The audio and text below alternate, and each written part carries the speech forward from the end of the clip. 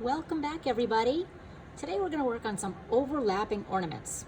As you know, overlapping means that something is partially covering something else.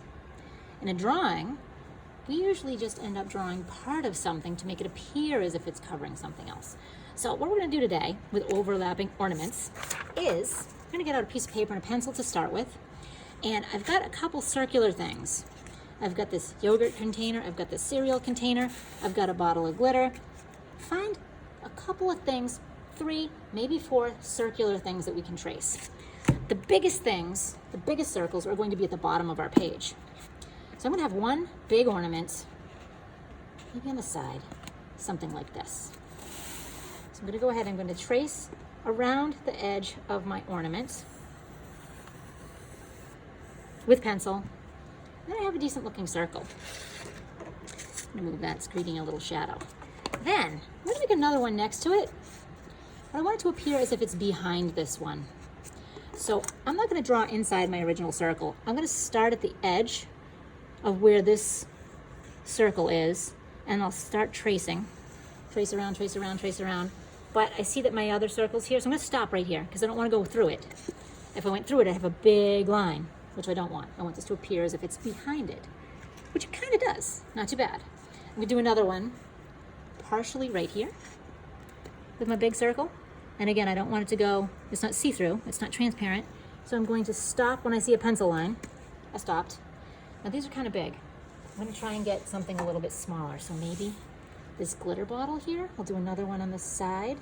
This one's going to be behind. So I'm going to make my pencil line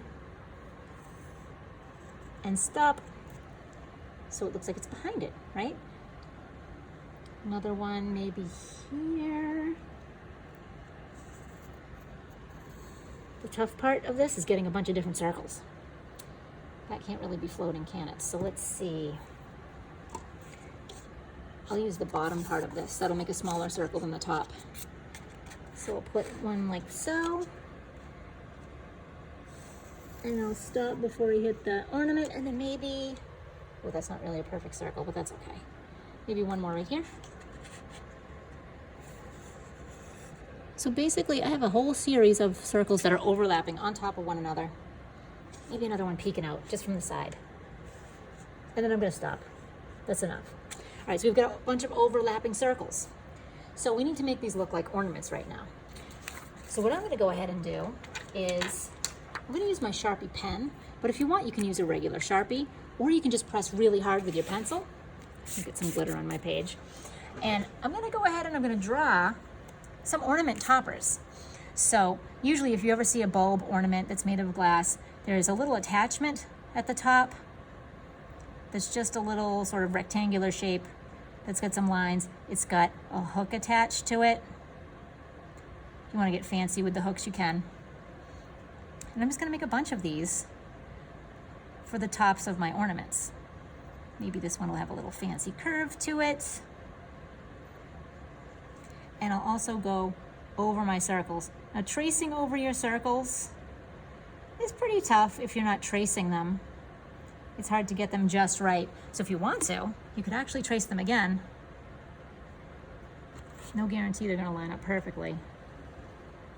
Just to get them darker. Is it gonna work? Is it gonna work? Let's see, let's see, let's see. Oh, my pen is dying a little bit. Yeah, it worked kind of, not too bad. So I'll make another little hook in this area. A hook and little topper. Make that one a little thicker. Maybe I'll add a thickness to my hooks, just so they're not super skinny. So my goal is to go around all of these circles and add hooks to most of them. You don't have to do it to all of them. Every single one might be a little obnoxious. Looks like my pen's dying a little bit. And if you have a little bit of pencil left over that you can see through after you do your outline, you can erase it. Oh, I have these all going in the same direction. Is that weird? I'll turn this hook around a little. Now, after we do the outlining and after we add all of the hooks, The next step is to add a shiny spot. Usually glass ornaments have these really beautiful shiny spots. Oh, look at that, I really messed up. It's really hard, like I said, to stay on that line, but that's okay. We're gonna make it look beautiful anyway. No one's gonna notice it because it's gonna have so much color and so much detail on it by the time we're done. Another little hook here. I said I wasn't gonna put a hook on everyone, didn't I? But I think I'm gonna end up putting a hook on every single one of them. And one over here coming off the side just for fun. All right, so a shiny spot. We need a light source.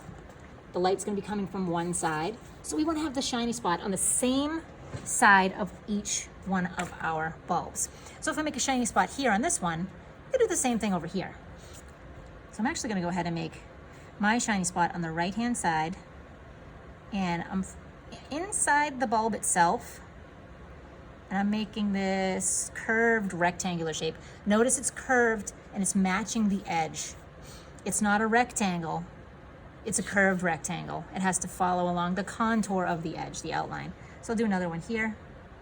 This one is gonna be hidden a little bit. This one we won't see much of at all. Curve that rectangle. Shiny spot on the same side of each one. And when we go to color these in, we're gonna avoid coloring in that shiny spot. I'm gonna have a couple shiny spots maybe. I don't know. Now, once you have your shiny spots in there, we're gonna add a little bit of shadow. So using a pen, we're gonna add some shadow. Now, we really can't shade the same way we would with a pencil. If we were shading with a pencil, we could press hard and then gradually get lighter and lighter and lighter. So it would appear as if it's a different, some areas are in shadow and some areas are in the light. This is a gradual way to change tone. When you have a pen, you can't do that. So what we're gonna do is a technique called hatching and cross-hatching. Hatching and cross-hatching is a series of lines that makes it appear as if it's shadow. So if you look at it from far away, it's supposed to look like it's a little bit of a shadow. So I'm curving along the lines and I'm just crossing over it. That's called cross-hatching. So the hatching is a series of small little parallel lines that make it appear as if there's a shadow. And crossing over it is the cross-hatching part. So this is a little bit of shadow just on the bottom. I'll do a little bit on the bottom of this one and cross it. A little bit here because this one's overlapping, so we want to show a little shadow there. So wherever there's a ball in front of another ball, we want to show some shadow. A little bit here. And my pen, I gotta tell you, the tip is bent. I don't know if you can see that. So it's giving me a little bit of grief. It's not the best pen in the world, but I'm trying to work with what I got. Sometimes that's what we have to do. We don't have all the great, amazing art materials that we need to make a great project, but there's no reason why we still can't do it, and it still can't come out great. So I'm just working with it. A little bit right here. And notice it's not super neat, but it's not a scribble either. The lines are crossing over one another, but there is sort of a pattern to it. So we've got added a little bit of shadow. We're giving our picture a little bit of depth, making it appear as if one bulb is in front of another, making our overlapping seem even more intense. All right, so now we've got the drawing part done. We should probably put a little shadow on the ground too. So I'm just gonna go ahead and make a series of lines. They're parallel, all going diagonal. Same direction. This is gonna be a shadow on the ground. And I'll just cross again, just a little bit. Cross hatching. This is hatching. This is cross hatching. All right, so we've got the drawing done now. it is time to add color. So what I'm gonna do is I wanna use a little bit of watercolor. If you want to, you can color this in with anything you want. I like watercolor because it will allow me to make even more different tones on this. So I'm gonna take my watercolor set. I'll put it on the side here so you can see my choices. And I'll start off with maybe red. That's a very nice holiday color. And I'll rim the bottom of this with red. And I'm making it somewhat dark, but I'm gonna go ahead in with some water. And I'm not reactivating my paint. I'm not going to get more paint, I just added more water.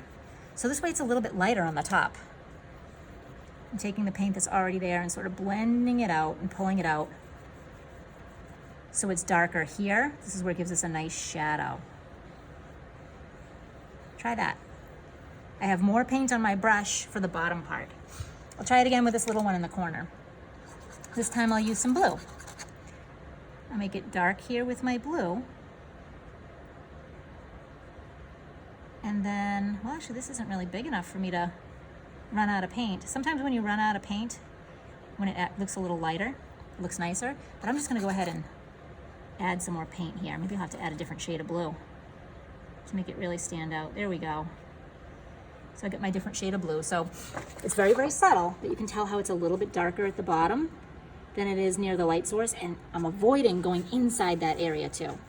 Avoid going inside of your ornament. In the back, got a little green going on. You can use whatever colors you want to, by the way. And if you don't have paint, remember that lesson that we did where we turned marker into paint? You could do something like that. I'm trying to add darkness down here. I don't know if it's really working. I'm just dotting it and adding the darkness. We'll see how that dries. Next, how about a little orange? Ooh, that's very intense. So I'll make sure the darkness stays down here. I'll rinse my brush off a little bit to get some of that paint off, to make sure it stays dark at the bottom and it's lighter at the top. This is okay.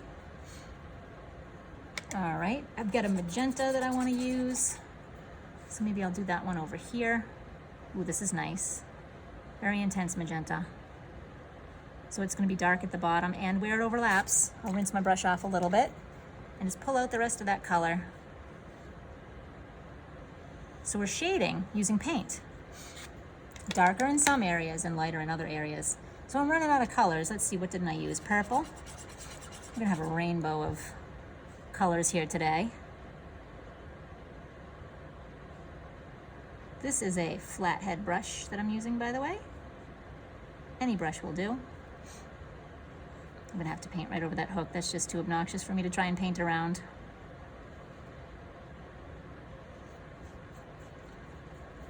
Once you get here and you're starting to overlap, it gets tricky.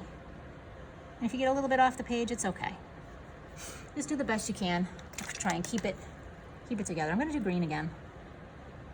Red and green in the front, because those will be my holiday colors. Oh, I didn't do an overlap here. Shadow. So I'll just make it darker with my paint. And I went a little bit into my highlight too. See, I'm not perfect, but we work with our mistakes.